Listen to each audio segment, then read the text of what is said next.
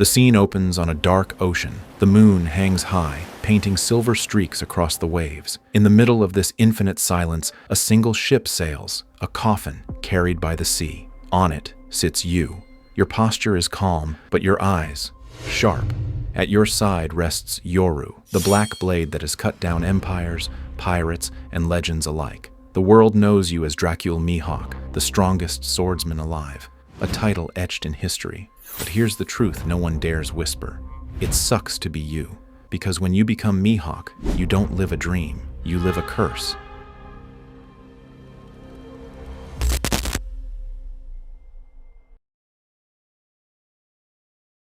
Your childhood was not filled with laughter or games.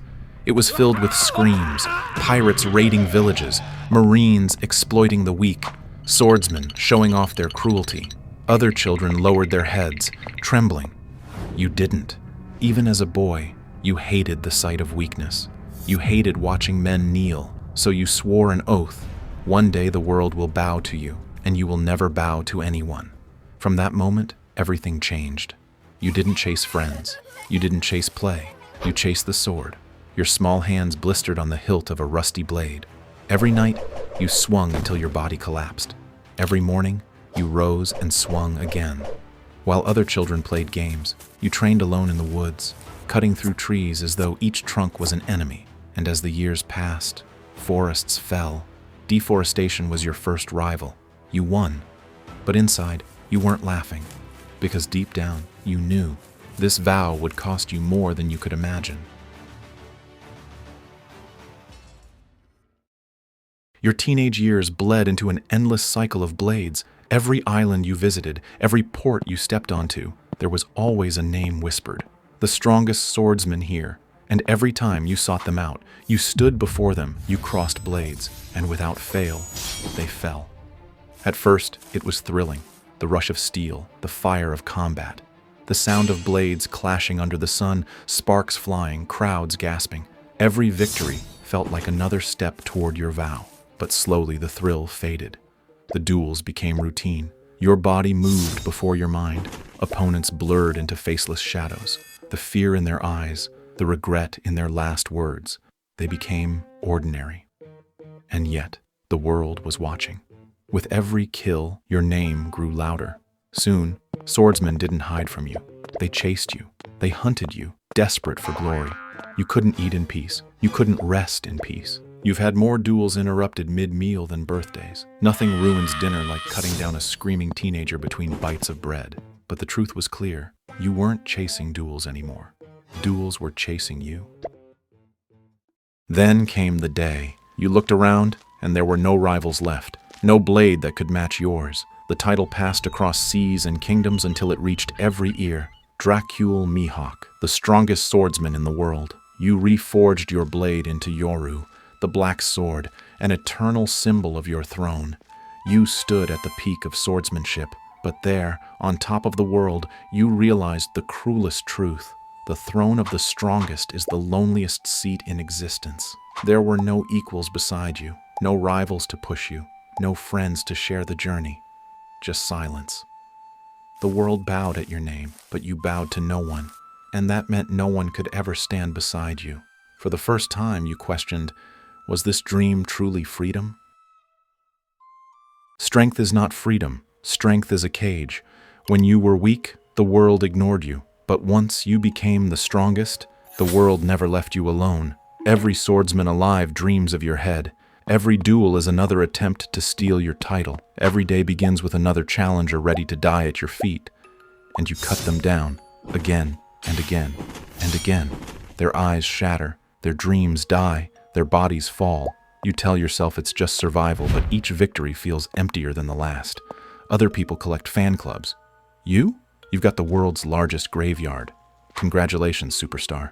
But deep down, you understand the truth. Being the strongest isn't a reward. It's a sentence. Before the world crowned you the strongest, there was one man who stood as your equal, red-haired Shanks. Your duels with him were legendary, clashes that shook seas, battles that made the heavens themselves roar. Crowds would speak of the sparks your blades unleashed as if the world itself was torn in half. But then, one day he stopped. He lost an arm, gained new dreams, and set his eyes on a boy who would one day shake the world. And suddenly, you had no rival. You didn't lose to him. He didn't lose to you. The rivalry just ended, leaving you with unfinished echoes. And so, even your greatest rivalry became a ghost. You return home to Kuregana Island. A massive stone castle stands tall, surrounded by silence. Inside, empty halls echo with your footsteps. No voices, no laughter, no warmth. Only baboons keep you company, creatures who mimic your swordsmanship as if mocking your existence. You drink fine wine in golden chalices, but no one drinks beside you. You sit at long tables filled with food, but no one eats with you. You hear your name praised across the seas, but no one speaks it with love. You are a king, but a king without subjects. And legends? Legends don't get friends. Legends don't get families. Legends only get remembered after they're dead. Then, one day, a boy arrives, a reckless boy with green hair, Roronoa Zoro. He's trembling, but not from fear. His grip is steady, his eyes sharp. Unlike the rest, he knows he cannot win, but still, he raises his swords. For the first time in decades, you feel curiosity, amusement, almost respect. You draw not Yoru, but a tiny dagger. The boy throws everything at you, but you parry it as if swatting flies. And when the time comes, you cut him down. But instead of breaking, he roars his vow, and I will never lose again. Next time, I will defeat you. In his eyes, you see something you lost long ago, a fire brighter than fear. For the first time in decades, you feel it. You could have killed him. You've killed hundreds like him before, but you didn't. Because deep inside, you don't want to carry this burden forever. Deep inside, you want someone to take this throne, so you let him live. You let him walk away. Because perhaps one day, he will be strong enough to free you. And so, you wait. The world still fears you. The duels never end. Your castle remains cold, your throne empty. But now, there is a spark. A boy with green hair sailing across the seas, growing stronger with every battle, chasing the shadow of your blade. And you wait for him. Because being the strongest isn't glory, it's exile. It's living as a shadow, worshipped and feared, but never loved. And until Roronoa Zoro fulfills his vow, you will sharpen your blade, pour another glass of wine, and sit in your empty castle, waiting for freedom. After wandering your castle for days in silence, you stumble upon something strange in the corner. A phone. Out of curiosity, you pick it up and start watching YouTube to pass the time. That's when you discover Anapact. The videos hook you instantly, especially one titled, Why It Sucks to Be Mihawk. You can't help but laugh and type a comment. 100% true. It really does suck to be me. From that moment, you're subscribed, and before you know it, you're diving deeper and deeper into Anapact's world of anime stories.